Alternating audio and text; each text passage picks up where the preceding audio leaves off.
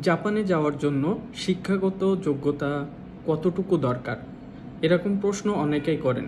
কারণ অনেকেই আছে এসএসসি পরীক্ষা বা জেএসসি পরীক্ষা দেওয়ার পরেই ভাবে যে আমি বাইরের দেশে যাব, বিশ্বের উন্নত দেশে যাব, সেখানে গিয়ে কাজ করব বা পড়াশোনা করব। তো এরকম অনেকেই ভাবেন।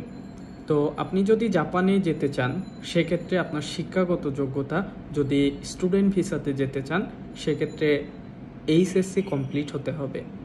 এইচএসসি কমপ্লিট হলে আপনি স্টুডেন্ট ভিসায় অ্যাপ্লাই করতে পারবেন।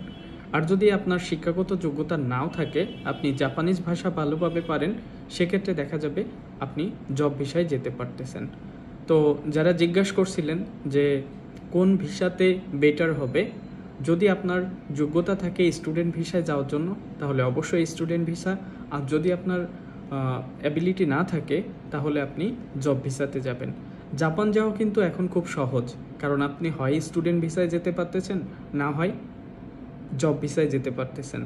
তো জব ভিসার আবার দুইটা ক্যাটাগরি আছে, একটা ইন্টারন্যাশনাল জব সার্ভিস আর একটা হলো SSW job service. SSW job সার্ভিসে আপনি শিক্ষাগত যোগ্যতা ছাড়াই কিন্তু যাইতে পারতেছেন। আর ইন্টারন্যাশনালে আপনার গ্রাজুয়েশন কমপ্লিট থাকতে হবে, তাহলে আপনি অ্যাপ্লাই করতে পারবেন। অবশ্যই সব ভিসাতেই আপনার জাপানিজ ভাষা প্রয়োজন, তাই আগে জাপানিজ ভাষা শিখুন। যদি জাপানিজ ভাষা শেখার জন্য আপনাদের কোনো হেল্প দরকার হয়, তাহলে আমার সাথে যোগাযোগ করতে পারেন। ইনশাল্লাহ আমি আপনাদেরকে যথেষ্ট সাপোর্ট দিব।